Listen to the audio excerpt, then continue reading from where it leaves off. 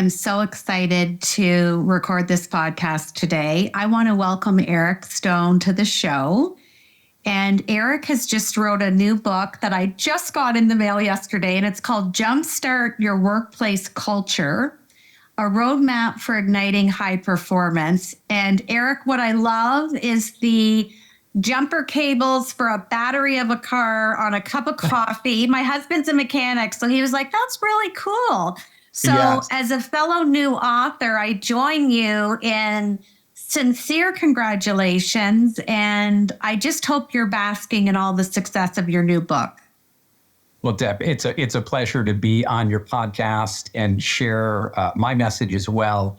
And yes, it was a crazy journey, and congrats right back to you for your successes with the book. Well, we changed things up this year on season 4. We're doing video, which is super uncomfortable, but hey, that's where we grow. So here we are.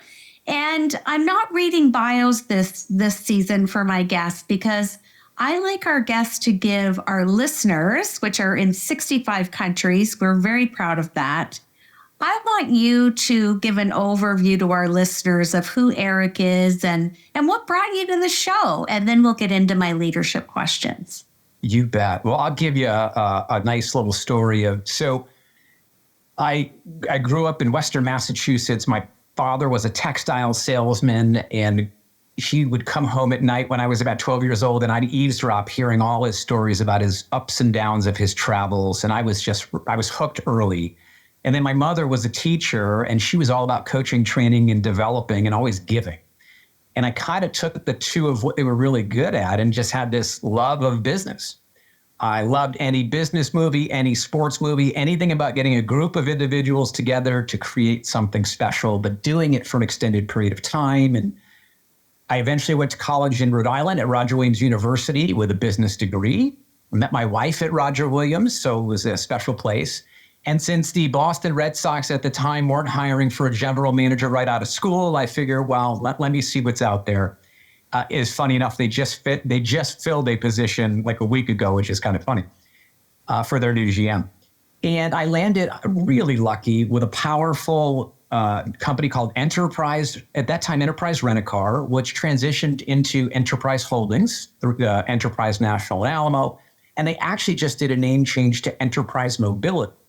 But I started in an office of one and learned all of the what to do and maybe what not to do as I was rising through the ranks, to fast forward 20 plus years later, climbing the corporate ladder to become an executive at Enterprise, and made a decision. Well, instead of just being one of 4, I started to lead a few hundred employees, and I had an amazing experience. It's an amazing company. And then I made a decision that I think I want to get my message out about building this high performance to a larger audience. And so I made a decision to write a book. And as I wrote the book, I retired from Enterprise, put some of my efforts into a book to get it into not just a few hundred, but maybe 10,000, 100,000, or who knows, because I thought I had something to give. And a lot of that came from my upbringing. And a lot of it came from a question that used to be asked to me all the time as I was going through the company. And it was, what are you guys doing to create this unique sales or service or company culture within your region? And that was resonating to me. And then one other small story, my father always would tell me, Eric, I couldn't have been put on this earth to just be a textile salesman. And that always resonated. And I felt I was supposed to do some other things. Hence the book, and it's been a wild ride. You know, it's so interesting, and you've just beautifully segued into my first leadership question. And I'm sure you got asked this a lot based on what you just said. So my first leadership question is, how do you engage a team to be not top performers, but just consistent, happy performers? I get asked that question on the daily, and I would love to get your insight on that. I will keep it, as I always say, it's very simple, just not simplistic to execute. But if I had to wrap it in a little present, it would be step 1, a very strong relationship with your team. Now, there are a lot of things under each one I'm going to mention that you need to have initiatives wrapped under that for your entire organization, not for one department, but for everybody to thrive. Yes. Then it goes into really clear communication of expectations and goals. And there should again be three things that are tucked under that.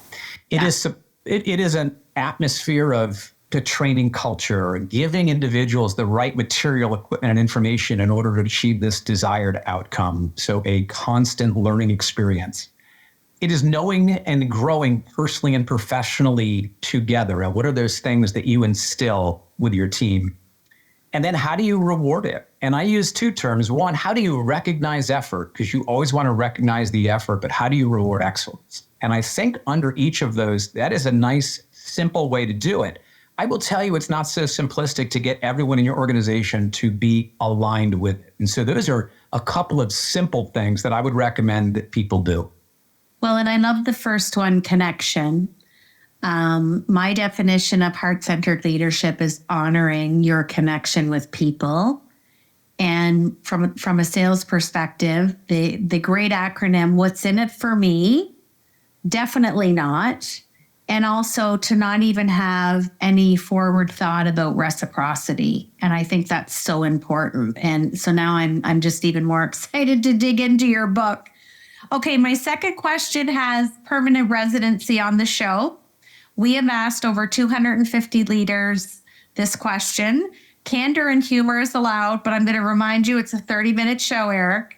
What imperfections does Eric bring to his heart-centered leadership? Yeah, well, I think the thing that and the book is a perfect example, but it was in my corporate career too, is I need to take the time to celebrate the successes that you might have as a team or individually if you're a part of a small team.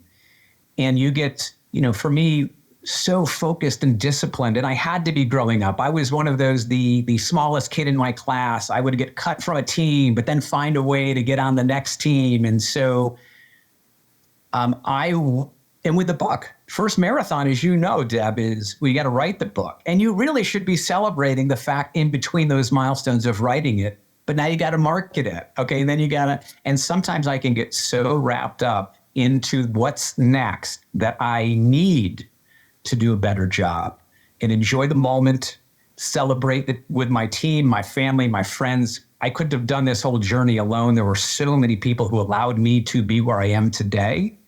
But I need to do a better job at that. Well, and I mean, isn't turning the mirror back on ourselves and doing those self audits, that's where, insight meets awareness and the power of the pause, right? Yes.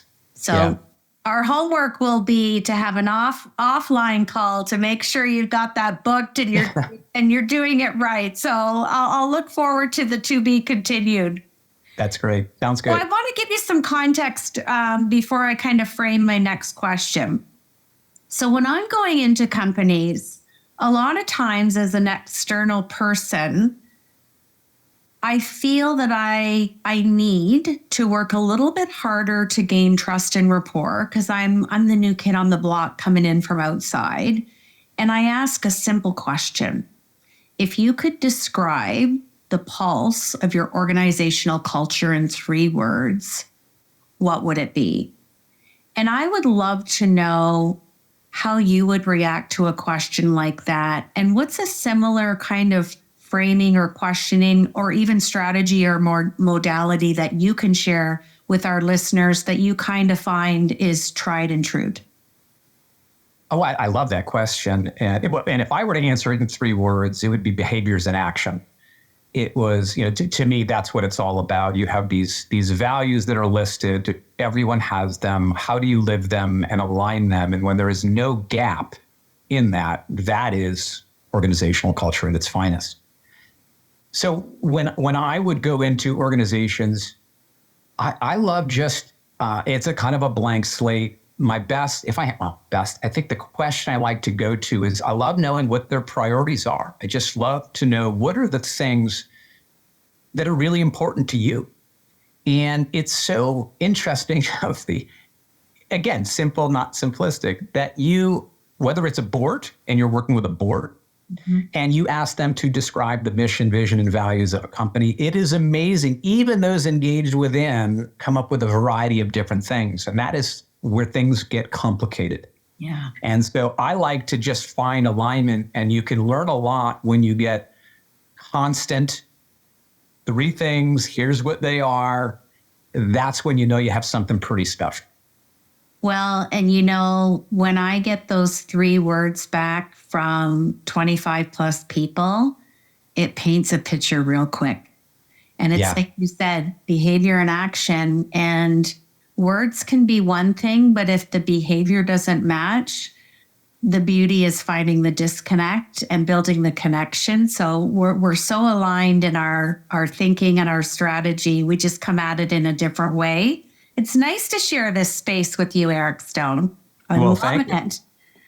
Now, my last question. I used to be a neurotrauma case manager, and I also looked after executives on stress claims.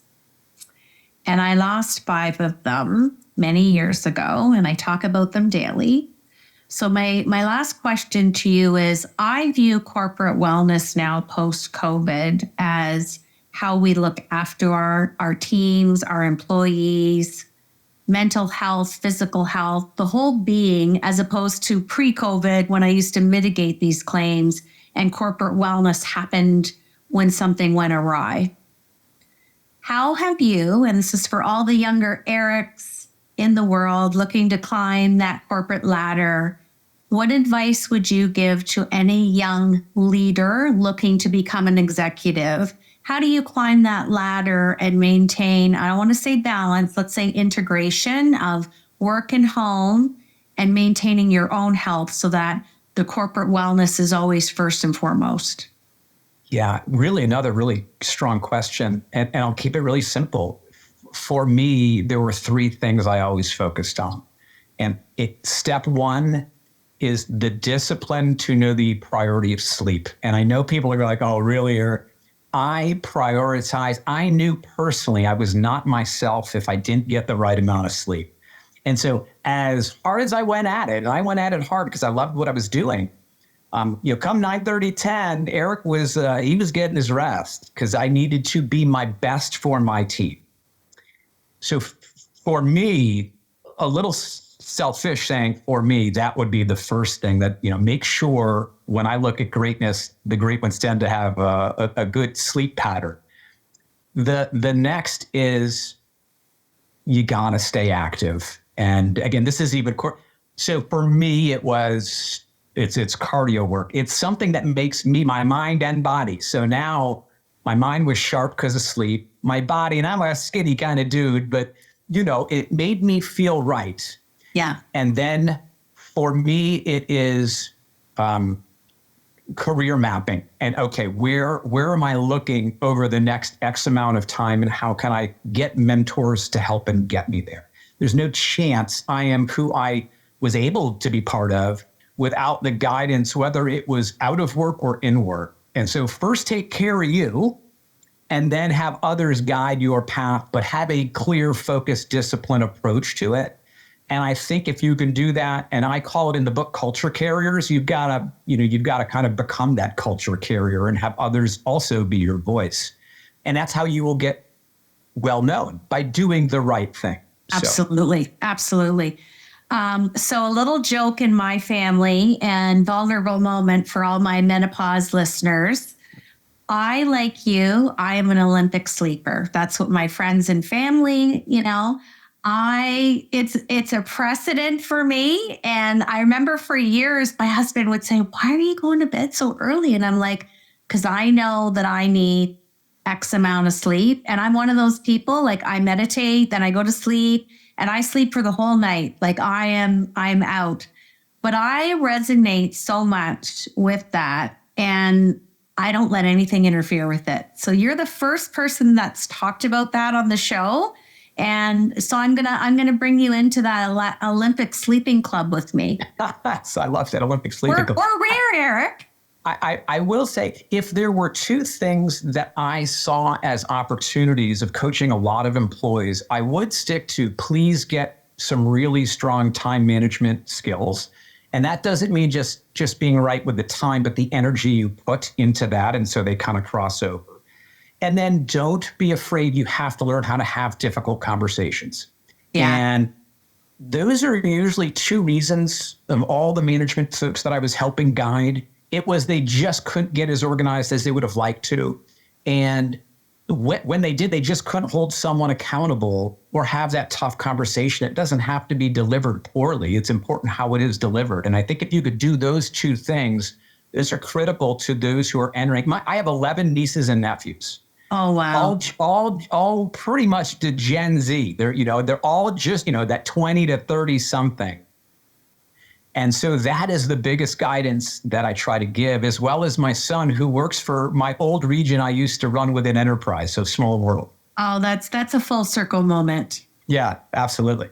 You're going to enjoy my book when I send it to you because I talk about energy management a lot. Yeah, I can't wait. Okay, I'm going to switch to my Fab Four.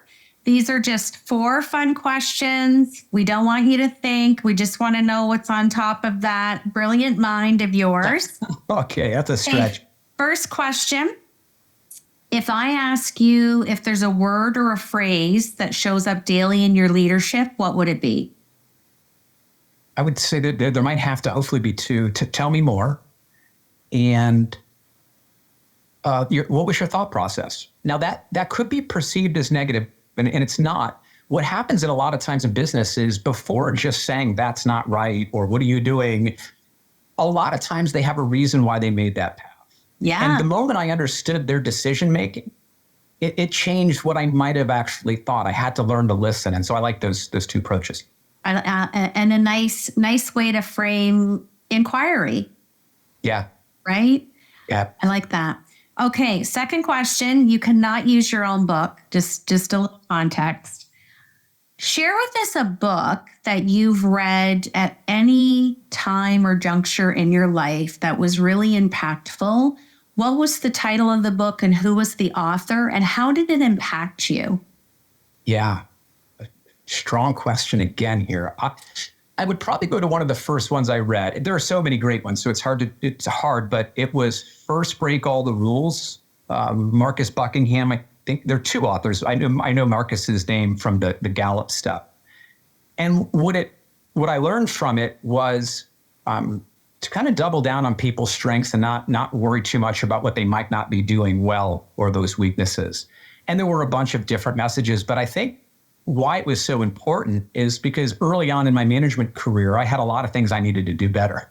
And so being the first that allowed me to recognize and really another moment was spend time with your great people too. Some of us get caught in trying to fix those who are really, really struggling. And of course you should. But it almost was a shift to say, don't forget about your superstars. Spend time with your superstars and double down on those strengths. So I'd have to give that book the credit, but so many good ones. Yeah, it's hard. It's hard. I know. That's a good one, though. Okay, third question. I got to give some context again. I'm granting you a wish, and you get to have dinner with any leader of your choice. This leader could be living. They could be passed away. Who are you having dinner with, and what is the dinner conversation? Yeah, I'm going to... probably another one. There's a few I'd love to do. If I had to pick one, and maybe it's because I grew up being a diehard UCLA Bruins fan when I was younger, and they just were generous enough to purchase a bunch of books for the college. John Wooden. John Wooden was this legendary UCLA basketball coach. He created what he called the pyramid of success. He led another person, high standard, high character. And what I asked him, I would just be a sponge. And just as my line was, tell me more. I want to learn all about how he became who he became and the challenges he faced. And how did he handle the stress of being that great for that long? And how did he manage Bill Walton, who is this crazy kind of basketball player, and Kareem Abdul-Jabbar and all these different personalities, but he just was legendary. And I would love to have a conversation with him. That's awesome. Okay, before I ask you my last question and you finish the show, I just want to say I don't believe in coincidences. I think we were meant to meet. I am so delighted you came on the show today. I look forward to our next offline coffee conversation. I'm excited to read your book. Thank you for gifting me your book. I am delighted and excited to read your thought leadership. So it's just been so awesome having you today. I feel the same way. I'm going to ask you to close out the show by finishing this sentence. Heart-centered leadership is The way to unlock everyone's potential.